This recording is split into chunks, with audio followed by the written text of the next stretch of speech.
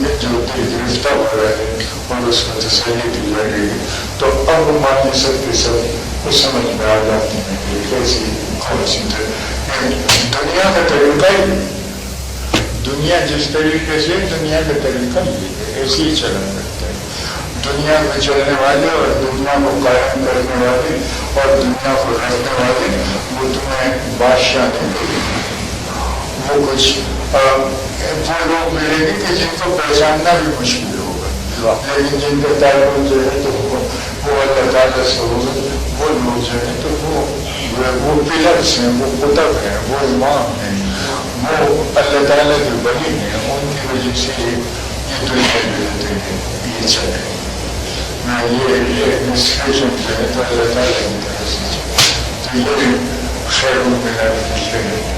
یہ شب قدر جو ہے تو یہ کئی ہزار مہینوں سے مہینے. تو اب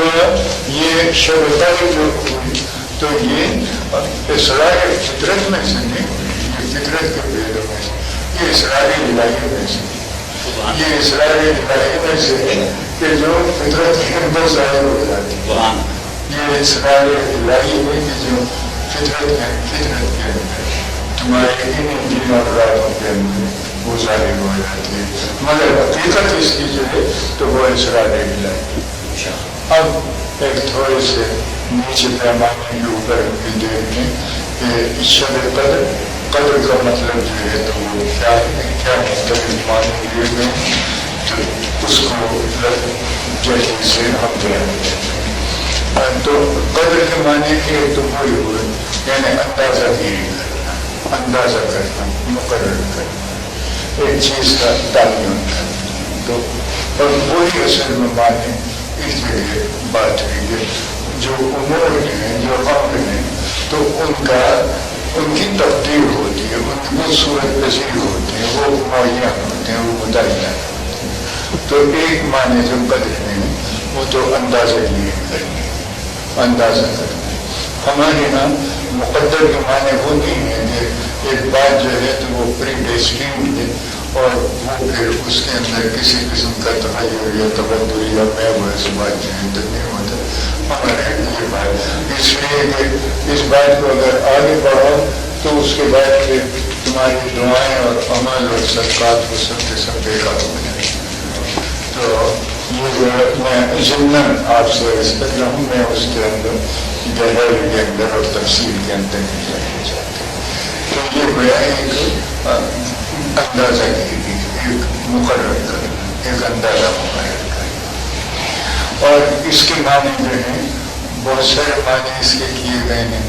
جو میں آپ کی معلومات کے لیے عرض کر رہا ہوں اور کوئی اس کا مثلاً اس کو کہا گیا ہے کہ یہ طاقت اور احترام کی بات ہے. اس میں کوئی شک نہیں کہ یہ نائٹ آف پاور ہے. وہ پاور وہ ہے کہ جو عزیز و حکیم کی طرف سے برات اتر رہا ہے, اور احترام اس کا اس وجہ سے ہے کہ قرآن شریف اترا ہے تو ظاہر ہے کہ اس کا احترام کی وجہ سے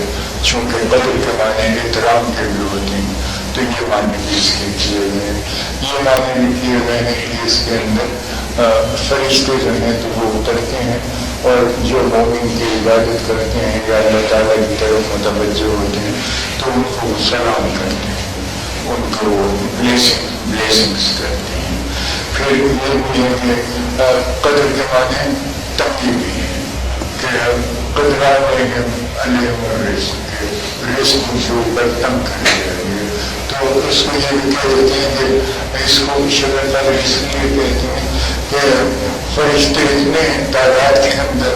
نازل ہوتے ہیں کہ زمین جو ہے تو وہ تنگ ہو جاتی ہے. یہ بہرحال تفسیر ہے تو اپنے اپنے لوگ بیان کرتے ہیں, مگر ہم جس لائن کے اوپر چل رہے ہیں تو اس کے اندر قدر کے معنی احترام کی سمجھ لو, اس کے معنی پاور کی سمجھ لو, اور اس کے اندر جو کچھ بھی کے امور ہیں تو ان کا اندازہ بھی ان کا ایک اندازہ جو ہے تو وہ مقرر ہو جاتا ہے. تو یہ صورت جو ہے تو یہ ہو. اچھا یہ ہم پہلے دیکھ چکے ہیں کہ بیسط اول میں اور اس کے اندر فرق ہے, اور زیادہ سے زیادہ تین سال کا فرق ہے۔ اور یہ سورج کے شب قدر جو ہے تو وہ لازمی طور کے اوپر ماہ رمضان کی اس لیے اس ماہ رمضان کی ایک خاص مقام ہے جس کو کہ ذکر کیا گیا ہے کلام پاک کے اندر بھی، جس کو کہ ذکر کیا گیا ہے۔ اور یہ وہ مہینہ ہے کہ جس کے اندر اللہ تعالیٰ کی رحمتیں بندوں کے اوپر نازل ہیں، اور خاص طور کے اوپر جو اس کو کہا گیا ہے تو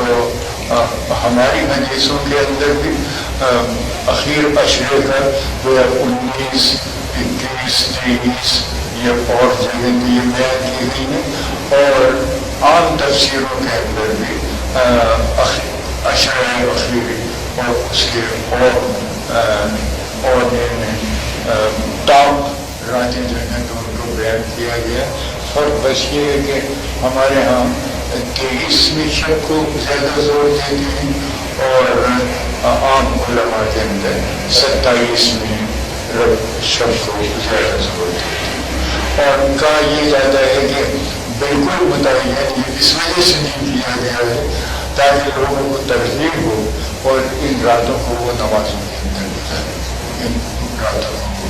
نمازوں کے اندر گزارے۔ اور بہتر بات جو ہے تو وہ یہ ہے کہ رمضان کے مہینے کا جو اخیر عشرہ ہے تو اس کو جتنی بھی عبادت میں گزار سکے اتنی عبادت میں گزارے، اس واسطے کہ اس کے اندر شب قدر ہے۔ عام طور سے بھی اگر میدان زمین کی طرف ہوتا ہے، زمین کے اندر بھی ایک رجحان جو ہے تو وہ اللہ تعالیٰ کی طرف ہوتا ہے، ملکوت کی طرف ہوتا ہے، تو وہ عشرہ جو ہے تو وہ خاص طور کے اوپر عبادت کے لیے اتارا جاتا ہے۔ اور جو دو باتیں جسے ہم نے یہاں لکھوایا ہے اس کو تو عزیزوں یہ سورہ دخان کی آیت ہے، یہ سورہ دخان کی آیت ہے۔ اور تم اس کو یہ دیکھو کہ اس کے اندر ہم یہ بتائیں گے کہ ایک لیلۃ القدر جو ہے تو وہ ہے جس کے اندر قرآن نازل تو اب چلتا ہے اس کے اندر کہ اِنَّا أَنزَلْنَاهُ فِي لَيْلَةٍ مُبَارَكَةٍ اِنَّا كُنَّا مُنذِرِينَ۔ وہ انہیں اور زیادہ زور دینے کے بے شک ہم نے نازل کیا اس کو، اور پھر پہلے جو تھا وہ تھا حامیم والکتاب المبین، جو شروع ہوتی ہے سورہ دخان تو حامیم والکتاب المبین، حامیم قسم میں کتاب مبین کہ بے شک ہم نے نازل کیا اس کو لیلۃ مبارکہ۔ اِنَّا كُنَّا مُنذِرِينَ، گائیڈ کرنے والے، راستہ دکھانے والے وہ ہم ہیں۔ اِنَّا كُنَّا مُنذِرِينَ، وہ ہم، وہ آئے گا کوئی انسان کی صورت میں راستہ دکھانے والا، آئے گا وہ ہادی بن کے انسان کی صورت میں آئے گا، وہ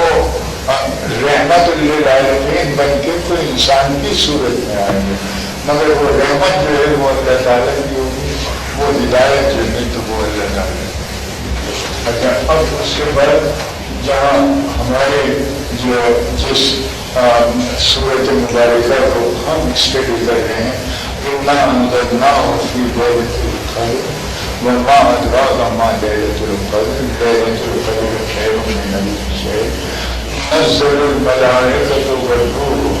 بِإِذْنِ رَبِّهِم مِّن كُلِّ أَمْرٍ مِّن كُلِّ۔ اچھا اب یہاں جو ہے تو وہ اسرائیل کی خصوصیت بتائی گئی، مِن كُلِّ أَمْرٍ، ایک اور اس رات کے اندر تمام کے تمام امر حکیم جو ہیں تو تمام حکیم کے معنی وزڈم کے جو ہوتے ہیں، حکیم کے معنی محکم کے بھی ہوتے ہیں، محکم کے تو وہ محکم کے معنی جو ہیں وہ مفسر کے مقابلے کے اندر جو پیوستہ چیز ہے، جو مجمل چیز ہے، تو یہ امر حکیم وہ ان کو فرق کیا جاتا ہے، ان کو ڈسٹنگوش کیا جاتا ہے، ان کی صورتیں قائم کی جاتی ہے، ان